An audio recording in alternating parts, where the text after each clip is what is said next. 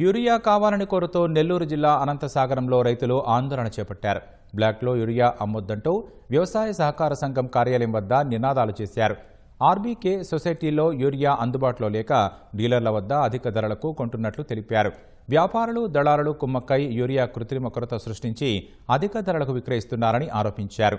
ప్రభుత్వ ధర ప్రకారం బస్తా యూరియా 266 రూపాయలని డీలర్లు 400 రూపాయలకు పైగా విక్రయించి సొమ్ము చేసుకుంటున్నారన్నారు.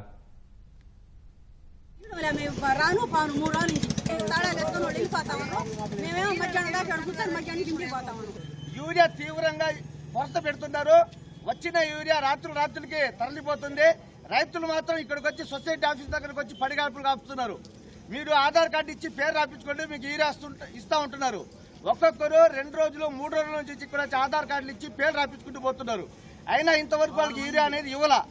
అలాగే యూరియా కోసం రైతులు వస్తే ఇంత దుర్మార్గం అంటే సొసైటీ ఆఫీసు తాళం వేసిపోవడం ఏంది? రైతులకు సమాధానం చెప్పాలా?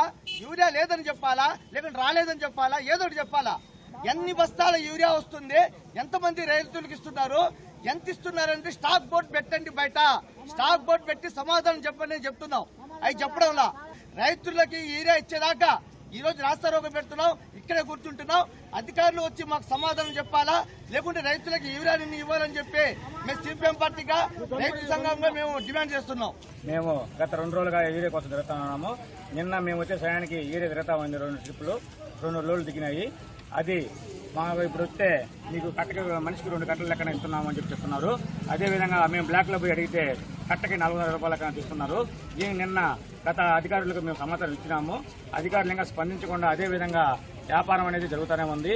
ఇప్పుడు ఇక్కడికి వచ్చిన తర్వాత ఇప్పుడు ఒక లోడ్ ఏముంది, మనిషికి 2 కట్టలు ఇస్తామని చెప్పి ఇక్కడ అంటున్నారు.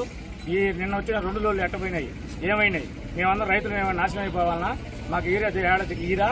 దీని గురించి మీరు ప్రత్యేకంగా అధికారులు పెట్టి చేయవలసిందిగా మేము కోరుతున్నాము.